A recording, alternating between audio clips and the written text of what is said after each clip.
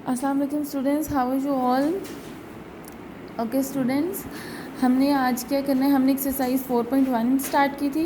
आपने होप्स हो कि उसके बाकी रिमेनिंग क्वेश्चंस कर लिए होंगे। आज मैं आपको 4.2 करवाऊँगी।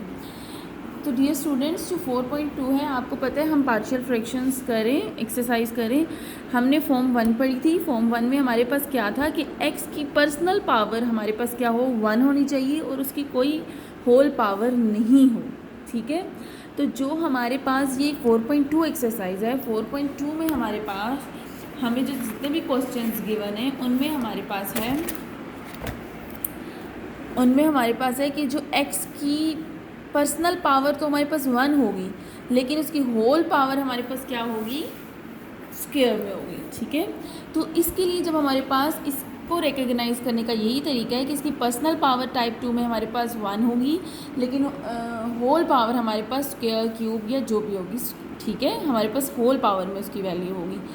अब 1x+1 होल क्यूब, इसका कैसे लगाएंगे। 1 सिंपलेस्ट पावर हम पहले लिख लेंगे, x+1 जो हमारे पास पावर में है वो इसको कैसे लिखेंगे, bx+1 और उसकी वैल्यू हमारे पास पावर क्या है, 1। ठीक है, 1 एक लिख लेंगे, फिर x+1 और उसकी पावर कितनी है, 2, फिर dx+1 और पावर 3, यानी कि हमारे पास की पावर 3 थी और उतने टाइम्स अगर यहाँ हमारे पास 4 होती तो फिर हम e और f करके 4 के साथ भी वैल्यू लिखते। जितनी पावर होगी उतनी टर्म्स में हमें से फ्रैक्शंस, पार्शियल फ्रैक्शंस में से रिजॉल्व करके लिखना होगा। ठीक है, यहाँ तक मुझे होप्स हो कि आप लोगों को ये टाइप 2 समझ में आ गई होगी कि इसको टाइप 2 को करना कैसे है, रिकग्नाइज कैसे करना है। टाइप 1 को रिकग्नाइज करना है कि x की पावर 1 हो और उसकी कोई होल पावर साथ नहीं हो। टाइप 2 में हमारे पास होगा कि x की पर्सनल पावर तो 1 होगी, लेकिन उसकी किसी एक टर्म की पावर हमारे पास 2, 3 कुछ भी हो सकती है। ठीक है, होल पावर में हो सकते हैं, तो फिर उसको हम इसी तरह से रिजॉल्व करके लिखेंगे। पहले सिंपलेस्ट पावर के साथ लिख लेंगे, फिर सेकंड जितनी पावर होगी उस पावर तक हम उसे लेके जाएंगे आगे। अब हमारे पास क्वेश्चन है जिसको हमने सॉल्व करना है। ये हमारा क्वेश्चन नंबर 1 है, x² - 3x+1 x-1 का होल स्क्वायर x-2। थोड़ी सी लेंथी कैलकुलेशन है, लेकिन क्वेश्चन बहुत ईजी है। अब मैंने आपके साथ साथ कमेंट्स में लिख दिए। मैंने इसी वजह से क्वेश्चन पूरा कर लिया है, क्योंकि साथ साथ करते हुए बहुत ज़्यादा वीडियो आपके पास बन जाएगी लंबी। मैं आपको सिर्फ जैसे ये कमेंट्स लिखें ताकि आप सब करें तो आपको समझ में आए। अब हमारे पास ये है, हमने a की पावर सिंपलेस्ट वाली, देखिए यहाँ x-1 का होल स्क्वायर है, x-2 है, हमने सिंपलेस्ट वाली पहले लिख ली जो बिल्कुल पावर के बिना है, फिर b x-1 और फिर c के साथ हमने क्या लिखा, x-2। ठीक है, पहले 1 के साथ लिख लिया, फिर 2 तक इसकी पावर थी, हमने 2 तक उसको रिजॉल्व कर लिया और इसको हमने क्या नाम दे दिया, z इक्वेशन का। ठीक है, ओके, अब हम क्या करेंगे, हम 1 और 2 ए और बी को यहाँ से तो हम सॉल्व कर लेंगे, लेकिन सी को जैसे हमने क्वेश्चन 1 में सॉल्व किए थे, हमने फर्दर रिजॉल्व किया था। इक्वेशन 1 पुट, इक्वेशन 1 एक्स की वैल्यू हमने पुट कर ली थी, x = -2, x-2 लिख के हम वैल्यू को सॉल्व करेंगे तो x-1 को भी हम सॉल्व कर लेंगे। लेकिन यहाँ पर जब हमारे पास पावर वाली वैल्यू है तो इसको रिजॉल्व नहीं कर सकेंगे। इसको हमने कैसे करना होगा ये मैं आपको कंपेयर करके बताती हूँ। पहले हमने उसी तरह करना है multiply this and this on both sides. हम जब मल्टीप्लाई कर लेंगे इस इक्वेशन के साथ तो हमारे पास ये टर्म्स कैंसिल हो जाएंगी, जैसे आपने किस में किया था, क्वेश्चन 1 में इसको कैंसिल किया था। ठीक है, अब आप देख रहे हैं कि ये x-1 2 यहाँ और यहाँ कैंसिल हो गया, हमारे पास सिर्फ ये रह गया, यहाँ x-1 x-2 x-2 के साथ कैंसिल हो गया, यहाँ x-1 की एक पावर के साथ कैंसिल हुआ, एक रिमेनिंग है, यहाँ भी 2 पावर x-1 की होल पावर है और x-2 है, ये यहाँ कैंसिल हो गया। ठीक है, अब हमारे पास नेक्स्ट क्या है, हमने जब कैंसिल कर ली टर्म्स तो हमारे पास ये रिमेनिंग टर्म्स रहेगी और उससे हमने इक्वेशन 1 डराइव कर ली। अब इक्वेशन 1 हमने डराइव तो कर लिया है, अब यहाँ से हम डायरेक्ट पुट करके x-1 x-2 की वैल्यू जैसे हमने क्वेश्चन नंबर एक्सरसाइज 4.1 में किया था, हमने पुट कर ली थी, लेकिन इसमें नहीं कर सकते। क्यों? क्योंकि हम यहाँ से तो x की वैल्यूज़ x+1 और ये x-2 और x+1 की वैल्यूज़ तो हम सेपरेट आउट कर सकते हैं, लेकिन होल पावर की नहीं कर सकते। यहाँ फिर करने के लिए हम क्या करेंगे,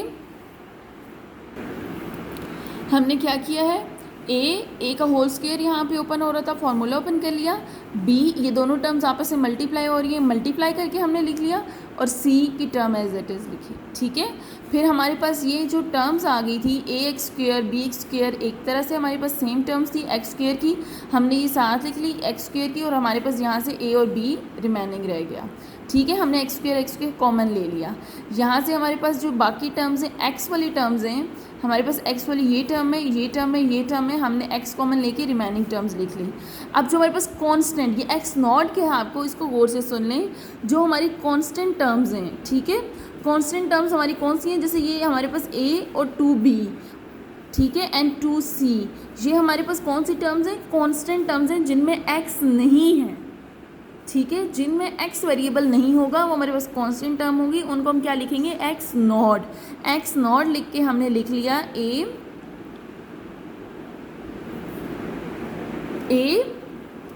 यहाँ पे 2b और -2c, ठीक है।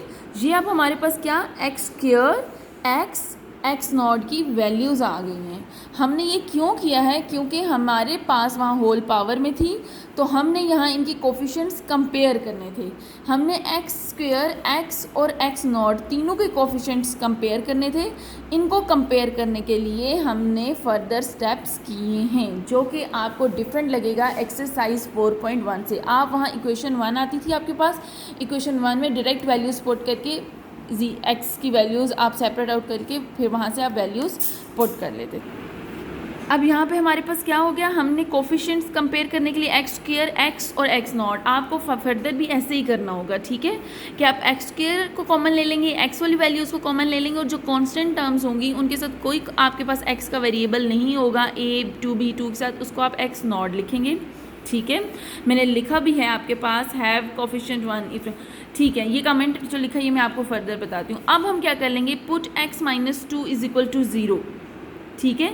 अब x - 2 कौन सा वाला है, हमारा ये जो हमने कहा था हम a और b की वैल्यूज़ कर लेंगे लेकिन c की नहीं कर सकते, तो a की वैल्यू तो हम यहीं से कर लेंगे x - 2, और अब हमारे पास x की वैल्यू 2 आ गई, इसको हमने इक्वेशन नंबर 1 में पुट कर दिया, जो कि हमने इक्वेशन नंबर 1 हमारे पास ये थी, ठीक है।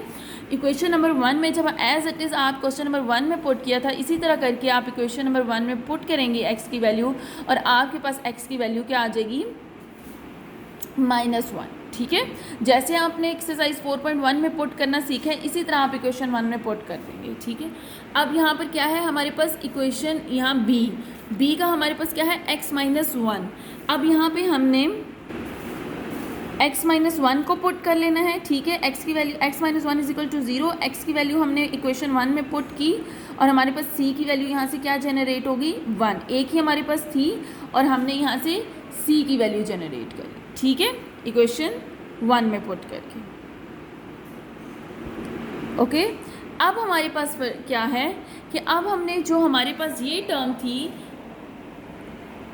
ये z टर्म में x - 1 का होल स्क्वायर, इस टर्म को हम पुट करके नहीं सॉल्व कर सकते थे, यहाँ हमने कोफिशिएंट्स को इक्वेट किया कोफिशिएंट्स को, तो हमारे पास जो हमारे इक्वेशन 2 में आप देखें कि हमारे पास कोफिशिएंट है एक्स स्क्वायर, ठीक है, एक्स स्क्वायर। अब आपके पास ये भी एक एक्स वाली वैल्यू है, एक्स वाली ये भी है, ये भी है, आपके पास 3 वैल्यूज़ है, आप उसमें से सिंपलेस्ट वाली ले लें।